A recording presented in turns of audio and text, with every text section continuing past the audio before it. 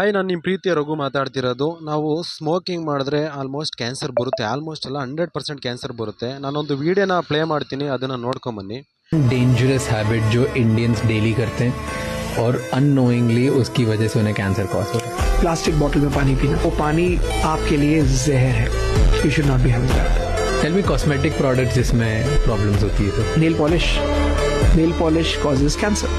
And जो artificial nails ladies लगा लेती हैं और उसके बाद उसी को खाना खाती हैं, दैट इज डेंजरस. ನೋಡಿದಲ್ವಾ, ಪ್ಲಾಸ್ಟಿಕ್ ಬಾಟಲ್ ನನಗೆ ಈ ಮ್ಯಾಟ್ರೇ ಗೊತ್ತಿರಲಿಲ್ಲ. ಪ್ಲಾಸ್ಟಿಕ್ ಬಾಟಲಲ್ಲಿ ನೀರನ್ನ ನಾವು ಕುಡಿದ್ರೆ ಅದರಿಂದನೂ ಕ್ಯಾನ್ಸರ್ ಬರುತ್ತಂತೆ 100%. ಹಾಗೆ ನೈಲ್ ಪಾಲಿಶ್ ಕೂಡ ಹಳ್ಳಿಗಳಲ್ಲಿ ತುಂಬ ಯೂಸ್ ಮಾಡ್ತೀರಾ. ನೈಲ್ ಪಾಲಿಶು ಅದು 1 ವರ್ಷ ಆದರೂ ಹಂಗೆ ಇಟ್ಟಿರ್ತಾರೆ. ಯಾವ್ದಾದ್ರು ಫಂಕ್ಷನ್ಗೆ ಹೋಗ್ಬೇಕಾದ್ರೆ ಅದನ್ನು ಯೂಸ್ ಮಾಡ್ತೀರಾ. ಆದಷ್ಟು ಅವಾಯ್ಡ್ ಮಾಡಿ. ಯಾಕಂದರೆ ಎಡಗೈಗೆ ಹಾಕಿ ಬಲಗೈಗೆ ಹಾಕಕ್ಕೆ ಹೋಗಬೇಡಿ. ಯಾಕಂದರೆ ನೀವು ಎಡಗೈಯಲ್ಲಿ ಊಟ ಮಾಡಲ್ಲ, ಬಲಗೈಯಲ್ಲಿ ಊಟ ಮಾಡೋದು.